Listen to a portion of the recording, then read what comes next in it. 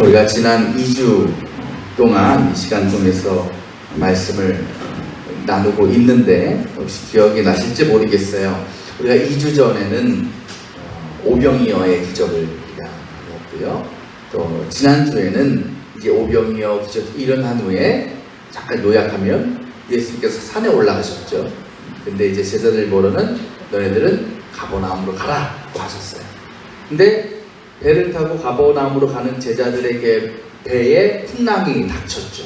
그래서 두려움에 빠졌는데 그때 산에 기도하고 계신 줄 알았던 예수님께서 물을 걸어서 다가오셨고 또 그 배를 위협하는 풍랑을 잠잠게 해주셨고 또 예수님처럼 또 베드로는 머리를 걷는 기적도 이제 경험하게 되었습니다. 그래서 그들은 예수님과 함께 이제 가버나움에 도착을 하게 된 거죠. 이게 우리가 지난 시간에 나눈 말씀입니다. 근데 오늘 말씀은 바로 예수님께서 가버나움에 도착하신 그 다음날 있었던 이야기를 다루고 있습니다. 그때에 한 무리가 있었습니다. 일반 회중이죠. 근데 이 사람들은 예수님을 개인적으로 너무나 만나고 싶어 했던 사람들이었어요. 근데 이 사람들은 어떤 사람들이었냐? 예수님께서 오병이어의 기적을 일으키실 때 그곳에 있었던 사람들입니다. 곧 그 적은 양식을 통해서 수천 명을 먹이시는 그 기적의 사건에 함께 있었던 사람들이 있었다라는 거예요. 예수님께서 오병이어 사건을 일으키시고 모든 사람들을 배불리 먹이셨을 때 이제 그 일이 다 끝났을 때 그곳에 있었던 모든 사람들은 그 배부른 자신의 배를 치면서 이제 집으로 돌아갔습니다. 일정이 다 끝난 거예요. 그런데 이 사람들은 안 갔어요. 제가 생각할 때는 아마 다른 사람 다 집에 갈 때 집에 가는 척 하면서 어디 몰래 숲속에 막 숨어 들어가 있었을 것 같아요. 왜? 예수님하고 1대1로 만나고 싶어가지고. 예수님도 만나고 싶어. 근데 사람들이 많이 있으면 불편하니까 사람들이 간 다음에 아무도 없을 때 그때 예수님 만나자. 그래서 아마 숨어 있었을 것 같습니다. 그리고 숨어 있으면서 모습을 다 지켜봤어요. 어떤 모습? 예수님이 산에 올라가시는 모습. 그리고 제자들에게 너희는 가버나움으로 가라 명령하시는 모습. 그리고 그 명령에 제자들이 배를 타고 떠나는 모습까지 다 지켜봤어요. 이제 그곳엔 누구밖에 없는 거예요? 자신들하고 예수님밖에 없는 거예요. 이제 예수님을 만나는 일은 시간 문제가 되었습니다. 그 기다렸겠죠? 기다렸는데 하룻밤 꼬박 기다렸어요. 다음 날이 됐어요. 예수님이 내려오실 때가 됐어요, 산에서. 근데 예수님이 안 내려오시는 거예요. 무슨 일일까? 아마 그중에 몇 사람은 그 산으로 올라가 봤을 겁니다. 혹시 위에서 주무시고 계시나? 근데 가보니까 예수님이 있었어. 없어요. 당연하죠. 왜 예수님이 안 계셔요? 예수님 그 밤중에 어디 가셨어요? 제자들에게 갔잖아요. 제자들 그 밤중에 풍랑 만날 때 산에 계시던 예수님께서 제자들에게 찾아가셨잖아요. 그러니까 없는 게 당연한 거예요. 그런데 이 사람들이 그걸 알 리가 있어요, 없어요? 모르죠. 그러니까 답답한 거예요. 근데 조금 있다 보니까 바닷가 쪽을 보니까 저기 갈릴리 쪽에서 배 몇 척이 들어오는 게 보인 거예요. 그래서 혹시 저기에 혹시 예수님이 다 계시지 않을까 해서 봤더니 또 거기도 없어. 도무지 감이 안 잡혀요. 근데 그들의 머릿속에 이제 예수님께서 계실 만한 곳은 한 곳밖에 없어. 어딜까요, 거기가? 가버나움. 왜? 제자들을 글로 보냈으니까. 분명히 예수님은 거기밖에 갈 데가 없는 거예요. 그래서 이 사람들이 열심히 또 배를 타고 가버나움으로 간 거예요. 그래서 거기서 예수님을 드디어 만나게 된 겁니다. 여러분, 예수님을 만나려는 그 열정이 굉장하죠. 얼마나 열심히인지 뭐 사생팬이야, 사생팬. 끝까지 따라가는 거예요. 또 예수님에게 있어서는요, 자신을 그렇게 찾고 만나려고 하는 사람들이 있다는 것이 굉장히 기분 좋은 일일 겁니다. 저 같았으면 그 사람들 만났을 때 아유, 야, 수고했다. 내가 말도 안 하고 야, 얼마나 고생해서 나 찾아오느라. 그래, 뭐가 필요해? 내가 다 해줄게. 기특해서 마음이 너무 이뻐서 이렇게 했을 거 아니에요. 근데 예수님은 전혀 그러지 않아요. 오히려 그들이 책망해요. 그들이 예수님께 물어보잖아요. 예수님, 어떻게 이곳에 오셨습니까? 언제 여기 오셨습니까? 이 말은 어떤 의미예요? 아유, 예수님, 우리가 얼마나 찾았는지 알아요, 예수님. 아유, 우리 너무 힘들었어요, 예수님 찾아오느라. 어떻게 예수님, 우리도 모르는 사람이 어떻게 여기까지 오신 거예요? 그렇게 물어보면 대답해줘야 되잖아. 아유, 그래, 지난번에 이런 일이 있었고, 그래, 내가 제자들을 만났고, 그래서 내가 이렇게 오게 됐어. 미안해. 근데 예수님은 안 그랬어요. 예수님 대놓고 뭐라 그래요? 너희가 나를 찾는 것은 표징을 보았기 때문이 아니라 빵을 먹고 배가 불렀기 때문이다. 이렇게 말씀하시고, 그들의 질문엔 대답을 안 하시고, 지금 예수님은요, 그 무리들이 자신을 찾아온 이유를 너무나 잘 알고 있어요. 그들의 마음을 너무나 잘 알고 계셨습니다. 왜 그들이 나를 만나려고 하는지, 왜 그들이 그렇게 힘들게 나를 찾아왔는지, 그들이 원하는 목적이 무엇인지를 알고 계셨다라는 거예요. 그 목적이 뭐라고요? 니들이 빵을 먹고 배가 불렀기 때문이다. 이것은 다른 말로 뭐냐? 이 사람들이 오직 내 육신과 내 만족과 내 유익을 채우기 위한 목적을 가지고, 곧 온통 세상적인 생각을 가지고 예수님을 찾아왔다라는 겁니다. 예수님은 그들의 생각을 꾸짖으신 거예요. 말씀드렸듯이요, 이 사람들은요, 예수님의 오병이어의 기적을 직접 체험한 사람이에요. 그런데 예수님께서 왜 그 기적을 보여주셨을까? 그냥 쫄쫄 굶어가면서까지 말씀드리는 그들이 불쌍해서 그저 그들의 배를 채우게 하시기 위해서, 물론 배고픔을 해결하시는 것이 그 당시로서는 가장 중요한 문제였을지 몰라요. 하지만 예수님께서 그 기적을 보여주신 궁극적인 목적은 뭐겠습니까? 그 기적을 통해서 하나님의 존재를 믿으라는 거 아니겠어요? 하나님의 능력을 믿으라는 거 아니겠어요? 그래서 그들을 결국은 구원으로 이끄시려는 거 아니겠습니까? 그러니까 주님이 주시고자 했던 것은 어떤 육의 양식뿐만이 아니라 그 양식을, 그 능력을 통해서 자신의 존재를 믿음으로 영생을 얻고 곧 영의 영원한 양식을 주시고자 그것을 보여주셨다라는 거예요. 모든 예수님의 기적의 목적은 뭐다? 결국은 구원이에요. 구원. 영혼 구원입니다. 하지만 이 사람들은 뭐가 목적이에요? 빵이 목적인 거예요. 떡 먹을 것이 오로지 목적인 거예요. 그 사람들이 예수님 그 기적 체험하고 배불리 먹고 막 넘치게 남는 거 보면서 이렇게 생각했을 거예요. 야, 이제 저 예수라는 사람만 따라다니면 굶어 죽을 일은 없겠다. 이 세상에 먹고 사는 문제만큼 더 중요한 게 어디 있어? 그것만 해결돼도 얼마나 편하게 살 수 있겠어 우리가? 힘들게 일할 필요도 없고 고생할 필요도 없잖아. 우리 예수님 만나야 돼. 그 생각을 가진 거예요. 그러니까 그 사람들은 이 음식 자체로 받은 거예요. 그것을 하나님의 구원의 선물이라는 것을 깨닫지 못했다라는 것입니다. 그럼 예수님께서 얼마나 그들이 불쌍했을까요? 또 예수님은 그들의 영혼의 문제를 해결해 주시기를 원하셨습니다. 그래서 예수님께서 뭐라고 말씀하시죠? 27절에 너희는 썩어 없어질 양식을 얻으려고 일하지 말고 뭘 위해서? 영생에 이르도록 남아있을 양식을 얻으려고 일해라 라고 하십니다. 그러면서 뭐라고 말씀하시냐? 그것이 누가 원하는 일이다? 하나님이 원하시는 일이다라는 거예요. 예수님의 말씀에 그들이 질문하죠? 무엇을 하여야 하나님의 일을 하는 것이 됩니까? 하나님의 일을 하려면 우리가 어떻게 해야 됩니까? 라는 거예요. 아마요 이 사람들이 이걸 질문할 때 이런 생각 가지고 있었을 거예요. 하나님의 일에 대해서 그저 어떤 선한 행동을 하는 것, 선한 행위를 하는 것에 대해서 생각했을 겁니다. 왜? 당시 유대인들은 그들의 마음속에는 사람이 어떤 선하고 어떤 도덕적인 행동을 함으로써 하나님의 은총을 받을 수 있다라고 생각했기 때문에, 왜? 행위를 중요시했으니까요. 그렇죠? 그래서 그들이 예수님께 기대한 것은 영생을 얻으려면 선한 일을 많이 해야 되겠구나. 그들은 예수가 어떤 선한 일을 말씀하실까? 어떤 종류의 규범을 말씀하실까? 그걸 기대했을 거예요. 근데 예수님께서 말씀하실 것은 전혀 다른 것입니다. 29절 말씀은 뭐라고 하시냐면 하나님께서 보내신 일을 뭐하는 것? 믿는 것이 곧 하나님의 일이라는 거예요. 다시 말하면 하나님께서 우리 인간을 향하여 갈망하고 계시는 것이 뭐다? 오직 한 가지 믿음이라는 겁니다.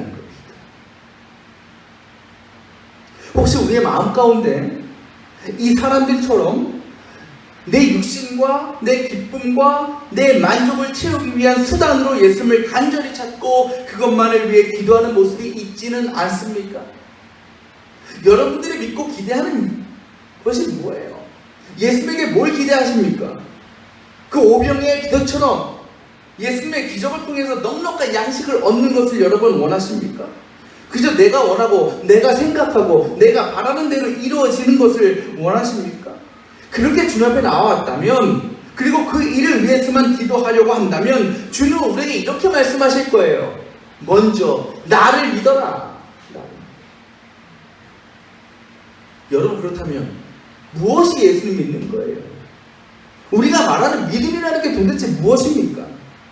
저는 그렇게 생각합니다. 믿음은 뭐냐면, 따라합시다. 하나님과의 확실한 관계다. 믿음이 뭐라고요? 하나님과의 확실한 관계 안에 있는 거예요. 우리는 원래요, 죄라는 것 때문에 하나님과의 관계가 완전히 끊어졌습니다. 하지만 그런 우리를 하나님 너무나 불쌍히 여기셔서 자신이 직접 인간의 몸이 되셔서 우리의 모든 죄를 감당하셨고, 그로 인해서 우리는 하나님과 화해된 관계가 됐어요. 회복된 관계가 되었다는 것입니다. 그리고 그 순간 우리는 하나님과 완전히 새로운 관계가 되었습니다. 그 관계는 어떤 비즈니스적인 관계가 아니고 사회적인 관계가 아니고요, 오직 사랑의 관계예요. 사랑. 그 사랑의 관계 속에 있을 때 뭐가 생겨요? 믿음이라는 것이 생긴다는 거예요. 부끄러운 얘기지만 저는 이제 내년에 이제 40인데 아직도 부모님으로부터 여러 가지 도움을 받고 삽니다. 뭐 경제적으로, 금전적으로. 참 감사한 얘기도 하지만 죄송한 마음도 늘 있고 또 부끄러운 마음도 늘 갖고 있어요. 왜 부모님은 그렇게 저를 도와주실까? 끊임없이 도와주려고 하실까? 이유는 하나이지 않아요? 사랑하니까요. 사랑하니까. 또 자식이기 때문에 하는 거죠. 자식이기 때문에. 여러분, 이게 의미하는 것이 있어요. 아침에 이제 종교 선생님이 오셔가지고 막 식시대에 오셨어요. 아우, 신경질 난다고 오셨어요. 아우, 딸내미 때문에 그냥 뭘 한다고. 누구요? 왜 얘기하냐고. 뭐 우리끼리인데 뭐 우리 가족 다 필요해서 얘기하는 겁니다. 다 그러셨어요. 무슨 일이 있었는지 정확히 모르겠지만 그랬어. 그런데요, 우리 김보미 집사님이나 김원철 성도님이 속색여요? 아니면 제가 속색여요? 자식이 속색이죠. 자식이 미우진 많이 해요? 제가 미우진 많이 해요? 자식이 하죠? 그죠? 저 얼마나 좋아하셔요, 그죠? 근데 결국 누구를 위해 희생하세요? 저 위해 희생하세요? 그죠? 왜? 자식 묻잖아. 속성이잖아. 그럼 저한테 좀 해주시지. 저 말 잘 들을게요. 저 이쁘잖아요. 저 자식한테, 말 안 듣는 자식한테 주고 저한테 좀 주세요. 줘, 안 줘? 안 줘, 안 줘. 이게 무슨 일이에요? 아무리 말썽 피워도, 아무리 속성이어도, 내가 아무리 잘해도 나는 그 부모와 자식이라는 그 관계에 내가 들어갈 수 없는 거예요. 그 관계 안에 있기 때문에 아무리 믿고 때로는 정말 때리고 싶어도, 실제로 때려도 주고 싶고 희생하고 싶고 내어주고 싶은 거예요. 왜? 나랑 관계에 있는 사람, 나랑 사랑의 관계 안에 있는 거예요. 그게 부모와 자식 간의 관계 아닙니까? 내가 아무리 잘해도 나한테 돌아오는 거 별로 없어요. 다 자식한테 가는 거예요.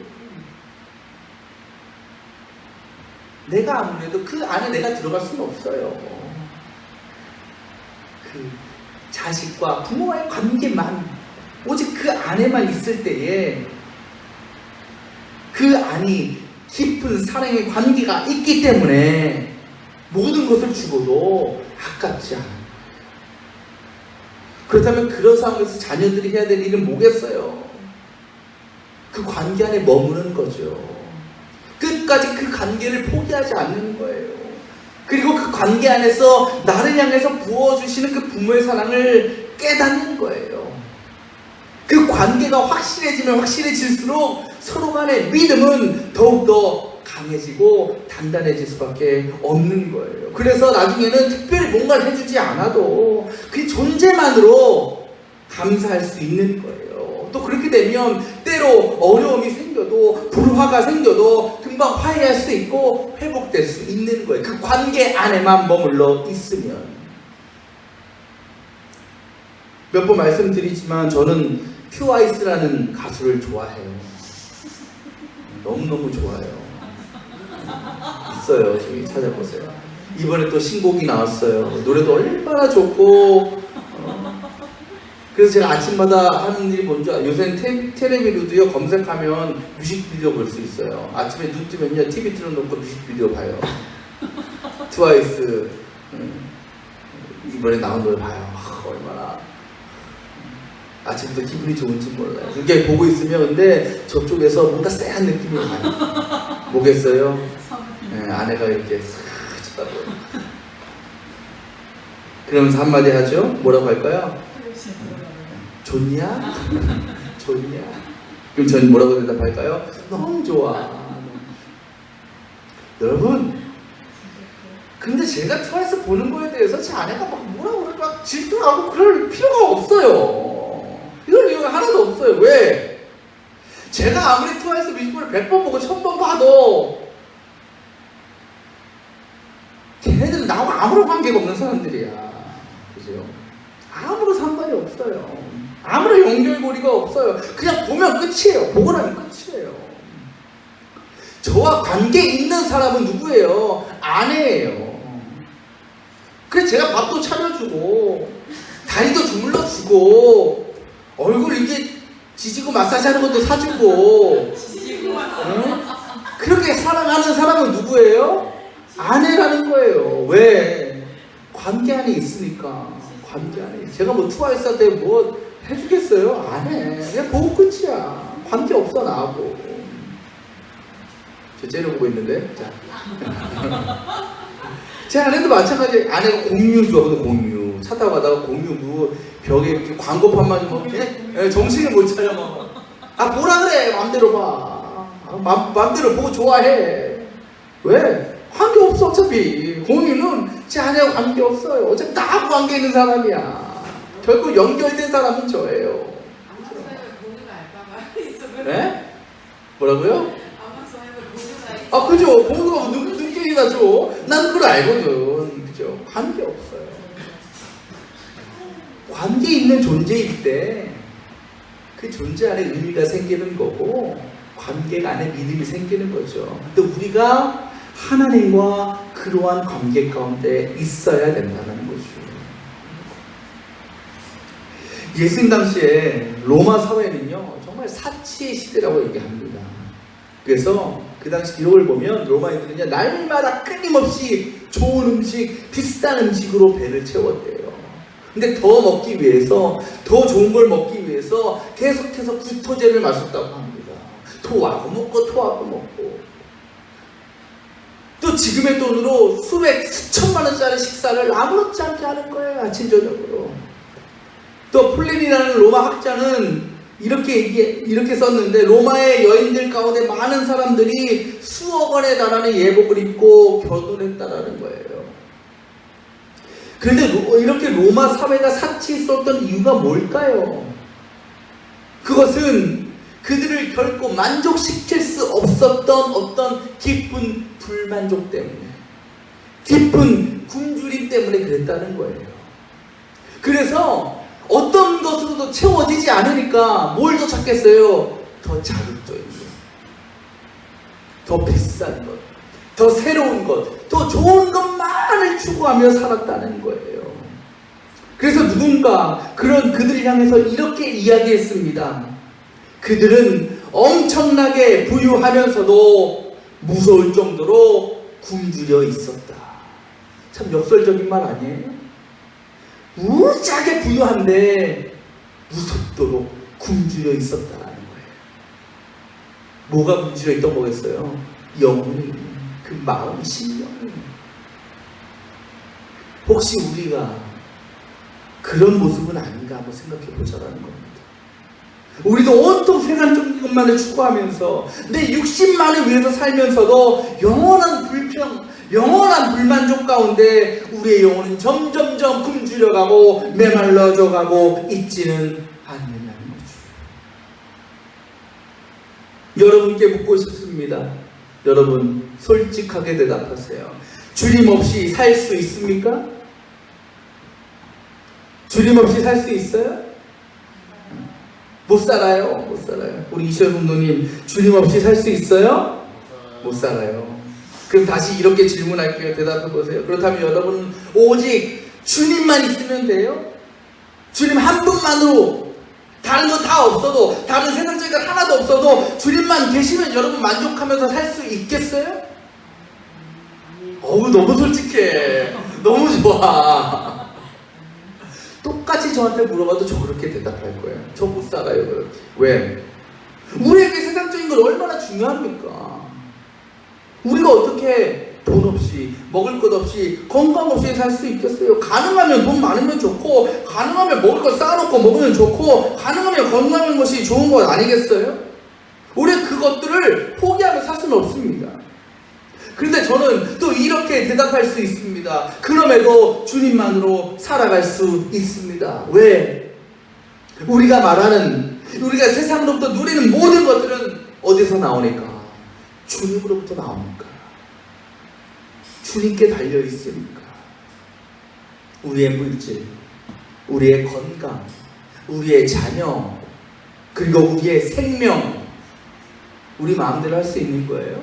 아니, 하나님께서 허락해 주셨기 때문에 우리가 누릴 수 있는 거라는 거예요. 우리가 하나님과의 그 관계 안에 머무를 때 그 모든 것들이 하나님께서 우리에게 은혜로 주시는 것임을 우리가 믿게 되는 거예요.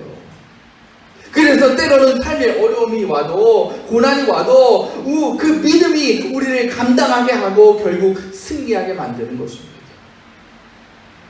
그러니까 우리는 주님 없이 살 수 없고 또 주님만으로 살아갈 수 있는 겁니다. 주님은 오늘도 우리에게 묻고 계세요. 너는 나를 믿느냐? 이 말씀은 다른 말로 하면 이런 의미입니다. 나는 너에게 관계가 있느냐?